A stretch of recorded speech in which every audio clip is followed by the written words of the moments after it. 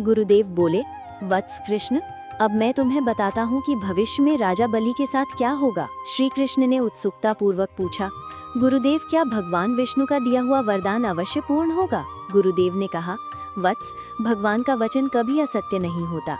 वर्तमान वैवस्वत मनवंतर के समाप्त होने के बाद सावर्णी मनवंतर का आरंभ होगा। उसी समय भगवान विष्णु अपने वचन के अनुसार राजा बलि को इंद्र पद प्रदान करेंगे। जब राजा बलि इंद्र बनेंगे तब वे केवल देवताओं के राजा ही नहीं होंगे, बल्कि धर्म, न्याय और करुणा से तीनों लोकों का संचालन करेंगे। उनके राज्य में यज्ञ, तप, दान और धर्म का सम्मान बढ़ेगा। कोई भी शासक अहंकार के कारण अपनी शक्ति का दुरुपयोग नहीं करेगा, क्योंकि स्वयं इंद्र बने राजा बलि विनम्रता और सत्य के आदर्श होंगे। श्री कृष्ण ने पूछा, गुरुदेव क्या तब भी राजा बलि भगवान विष्णु को नहीं भूलेंगे? गुरुदेव मुस्कुराए और बोले, नहीं वत्स, भगवान ने उन्हें जो वरदान दिया था उसके कारण उनके हृदय से कभी भगवान का स्मरण नहीं जाएगा। इंद्र पद प्राप्त करने के बाद भी वे स्वयं को भगवान का सेवक ही मानेंगे। यही उनकी सबसे बड़ी महानता होगी।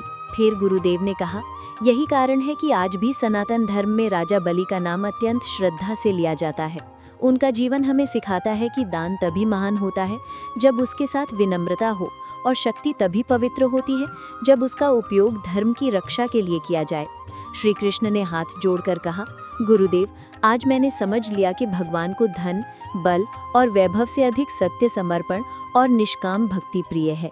गुरुदेव ने श्री कृष्ण को आशीर्वाद देते हुए कहा, वत्स, जो मनुष्य राजा बलि के जीवन से प्रेरणा लेकर सत्य वचन पालन और भगवान की भक्ति का पालन करता है, उस पर सदैव भगवान विष्णु की कृपा बनी रहती है।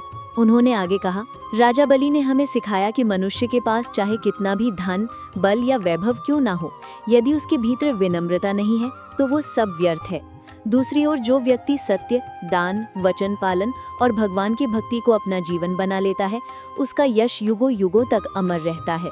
श्री कृष्ण ने पूछा, गुरुदेव क्या आज के समय में भी कोई व्यक्ति राजा बलि के आदर्शों का पालन कर सकता है?